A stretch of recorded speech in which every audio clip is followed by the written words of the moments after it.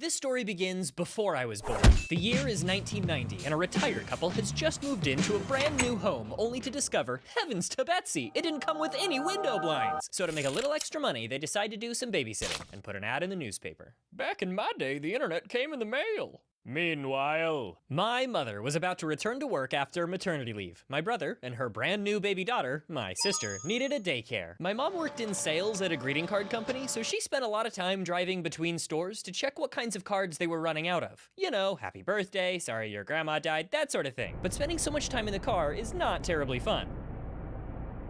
Me. So she started looking at various daycares, evaluating them, investigating if you will. You can't expect her to leave her brand new baby just anywhere. Maybe one of those used babies with a few scratches already, but the new ones need a screen protector at least. The first place Mom Tom visited was a licensed in-home daycare. The lady running the place warmly welcomed her in. She would have offered a place to sit if literally every surface wasn't piled high with papers, laundry, and various garbagey bits of garbage. A baby was crawling in a literal pile of dirt in the kitchen as a feral-looking dog stepped over him. Where did you get licensed? The back of a Walmart? In the words of Lemongrab, it was not great. And almost every place she went to had the same vibe or wasn't open late enough. After weeks of searching, she had nothing. Personally, I think the feral dog would have been a great babysitter, but what do I know? Eventually, she looked in the local newspaper where she found just one ad for childcare. Will babysit in your home 2 kids. And my mom was ecstatic. I can hardly contain myself. Now, I don't remember this because I didn't exist yet, but she called the number and asked the lady about babysitting and if they could meet up. In the background, you could hear her shout, "Dad, are we going anywhere today?" No. I guess after years of raising their own kids, Harry and Emma had just gotten used to calling each other Dad and Mom. They agreed to meet. So my mom dressed my sister up in the cutest pink dress she could find, hoping it would distract from her horns. And it worked. Emma would babysit, but just for a bit, you know, until she made enough to get blinds. Well, a few months turned into a few years. My mom got married, and soon after, I was born. Emma was there to give me my first gift, a stuffed blue bear. Later, when I learned to talk, the only other bear I knew was Winnie the Pooh, so I called him Blue Pooh. But Emma wasn't having any of this new baby business. She told my mom, "I can't watch another baby. You'll just have to find someone else."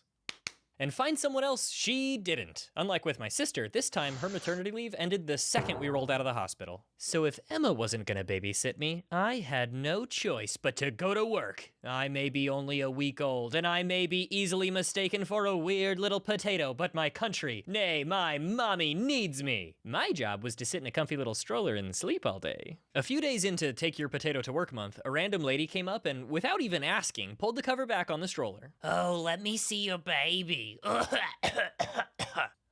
well, I better go. I'm not feeling well." What the shit? She just coughed in my little baby face. Needless to say, that was the straw that broke the camel's back. When Emma heard what happened, she said, "Well, you have no business taking that baby to work. You just leave him with me till you find someone else to look after him."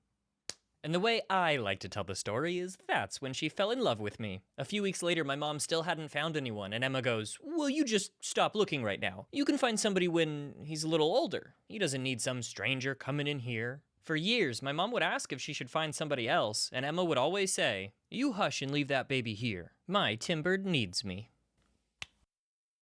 And now I'm gonna skip a few things to when I was 5 years old. My mom was single and struggling to support 3 kids on her own. So when she met a charming and successful guy who promised to give her the moon and let her quit her job to focus on raising us, she married him, and we moved to a town that might as well have been on the moon, it was so far away. Emma was such a big part of my life. From the moment I could talk, I always just called her grandma. She was my grandma. So moving away was devastating. I remember leaving her house in tears.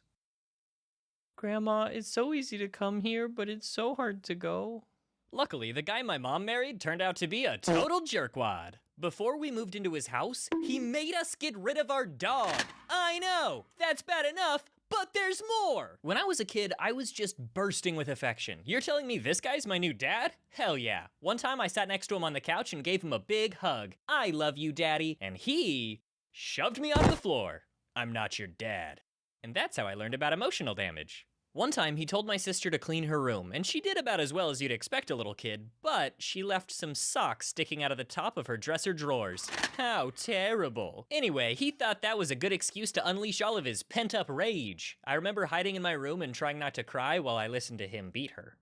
And I don't want to overstate it because I know a lot of people had it worse. Like my sister. I just experienced a taste of trauma, and I turned out fine. At some point, my mom looked through his browser history and found that he had been on a dating site talking to other women. His username was something like Handyman1234. Okay. But the way she handled it was ice cold. She used *67 so her number wouldn't come up on his caller ID, and when he answered, she used a really flirty voice. Hi, Andy. That's the best I can do. Anyway, he laughed and asked who it was, and she said, I want a divorce. And with that, we moved back to a place just a few blocks away from Grandma Emma. We were gone for a year, but we made it home. I'm so lucky to have had her in my life. Emma taught me so many things, but I think the most important was that you don't have to be blood relatives to be family. I love you, Grandma.